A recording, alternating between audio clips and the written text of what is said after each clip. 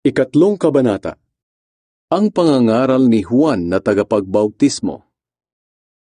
Noong 15 taon ng paghahari ni Emperador Tiberius, nagsalita ang Diyos kay Juan na anak ni Zacarias doon sa ilang. Si Poncio Pilato ang gobernador noon ng Judea.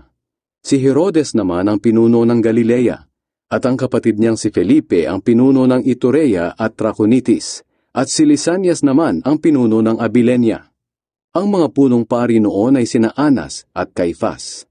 At dahil sa sinabi ng Diyos kay Juan, nilibot niya ang mga lugar sa magkabilang panig ng ilog ng Jordan.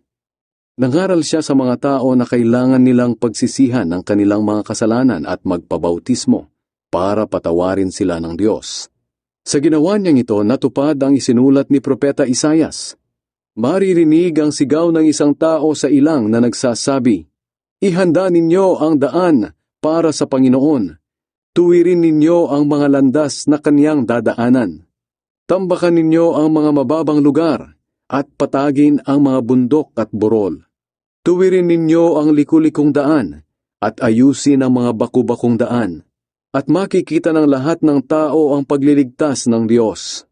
Maraming tao ang pumunta kay Juan para magpabautismo.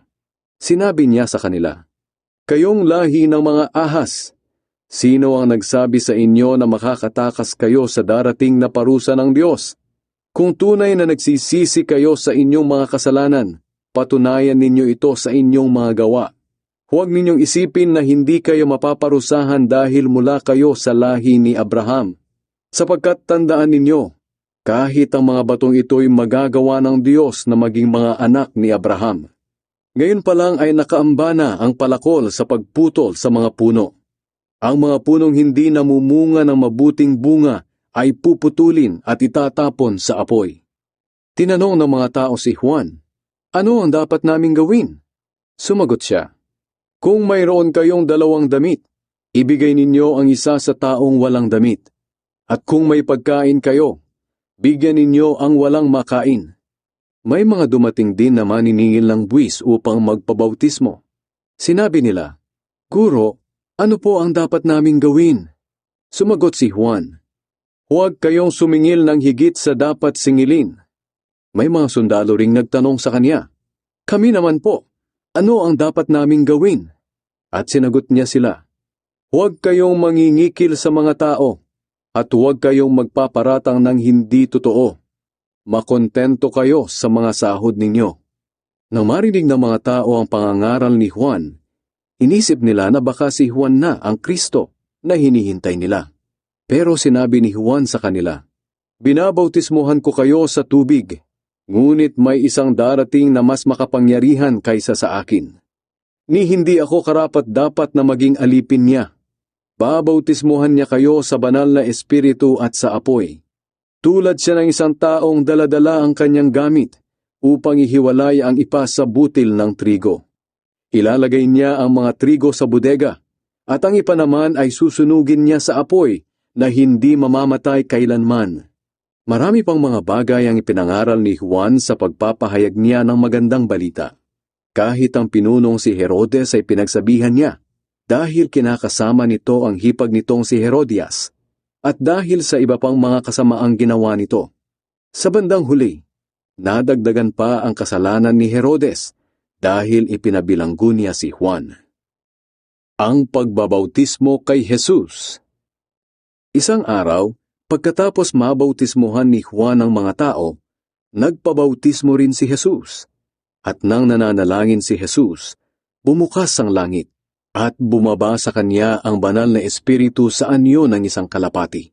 At may boses na narinig mula sa langit na nagsabi, "Ikaw ang minamahal kong anak, lubos kitang kinalulugdan." Ang mga ninuno ni Jesus. Mga 30 taong gulang na si Jesus nang magsimula siya sa kanyang gawain. Ayon sa pagkakaalam ng mga tao, anak siya ni Jose na anak ni Eli. Si Eli ay anak ni Matat na anak ni Levi. Si Levi ay anak ni Melki na anak ni Hanai. Si Hanai ay anak ni Jose na anak ni Matatias.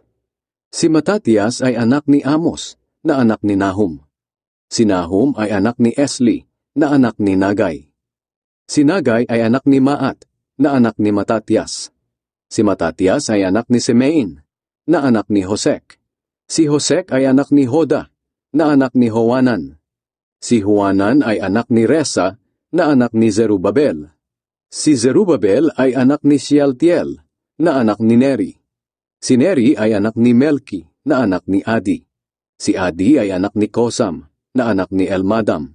Si Elmadam ay anak ni na anak ni Josue. Si Josue ay anak ni Eliezer, na anak ni Horim. Si Horim ay anak ni Matat, na anak ni Levi. Si Levi ay anak ni Simeon, na anak ni Huda. Si Huda ay anak ni Jose, na anak ni Honam. Si Honam ay anak ni Eliakim, na anak ni Melea. Si Melea ay anak ni Mena, na anak ni Matata. Si Matata ay anak ni Nathan, na anak ni David.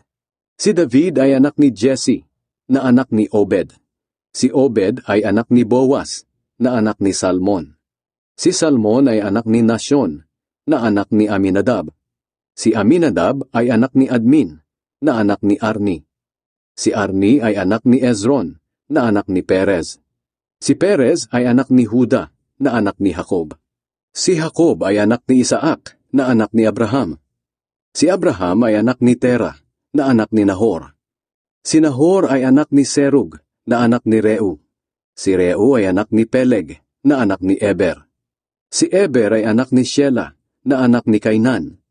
Si Kainan ay anak ni Arphaxad, na anak ni Shem. Si Shem ay anak ni Noe, na anak ni Lamek. Si Lamek ay anak ni Metusela, na anak ni Enoch. Si Enoch ay anak ni Jared, na anak ni Mahalalel. Si Mahalalel ay anak ni Kainan, na anak ni Enosh. Si Enosh ay anak ni Set, na anak ni Adan. At si Adan ay anak ng Diyos.